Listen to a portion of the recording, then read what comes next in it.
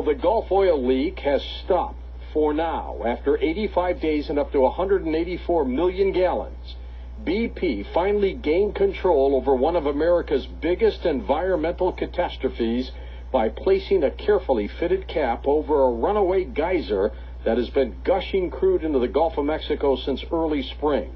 Though a temporary fix, the accomplishment was greeted with hope, high expectations, and in many cases, among the beleaguered coastline, disbelief. But for now, residents there are jumping for joy. Happy days are here again, the skies above are clear again. Let us sing a song of cheer again. Happy days are here again. Happy days are here again if the cap holds. If the seafloor doesn't crack and if the relief wells being prepared are completely successful, this could be the beginning of the end for this spill. But that's a lot of ifs. And no one was declaring any sort of victory beyond the moment. Captain Kelly Sweeney with us. Kelly, what do we know so far? They're concerned about the pressure there. Yes, ahoy, George, you and all the listeners. And you were right, they are concerned. At noon today, Pacific time, is when the cap was closed. And their plan was, for the next 48 hours, starting then, they're going to monitor the pressures. Now, the last word I have this evening is that the pressures are hovering around 6,700 pounds per square inch. Now, 8,000 to 9,000 is ideal, and it would mean the cap is completely holding. 6,000 psi or less would mean that there's a leak somewhere down below. So far, it's too early to tell. Additionally, the work on the relief wells has now stopped while the pressure test is going on. And on Monday, a little bit of extra news for the listeners, the Joint Bureau of Ocean Energy Management U.S. Coast Guard hearings on the Deepwater Horizon will resume.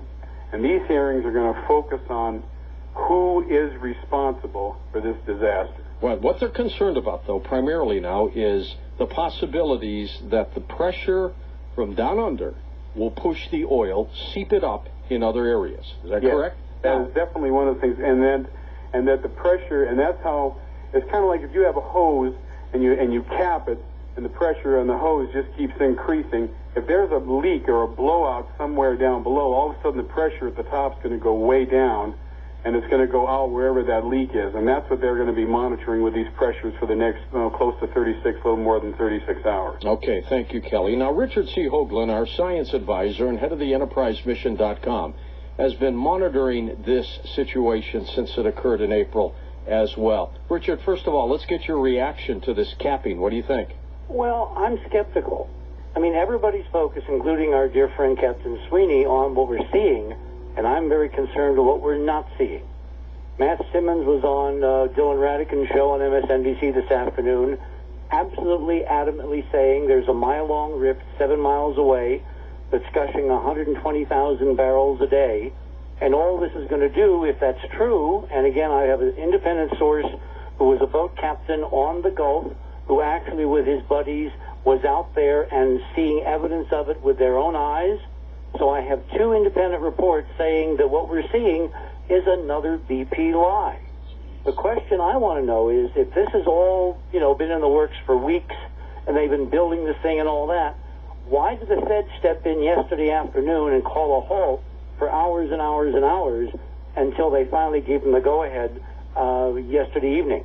Exactly. And even if these other relief wells work, that doesn't negate the fact that the pressure could push the oil up in other areas. Is that correct? Well, our model is that during the blowout on April 20th, Hitler's birthday, the shattering of that well casing destroyed the effective ability of using relief wells to put in mud and cement. So this pressure test that they're doing is kind of like the first scientific test of the integrity. That's why it's called an integrity test of the well. Now, you just heard Sweeney say that they're a little over 6,000 psi, and they're looking for 9 to 10,000. Well, that's one hell of... If I have that big gap in my bank account, I know somebody's ripped me off. Absolutely. And there's a 3,000 psi, which means there's a huge leak somewhere. It's huge. It's not small. It's not trivial. 3,000 psi will kill you instantly if you're in a submarine. So where's the oil leaking? It's leaking up in those other formations.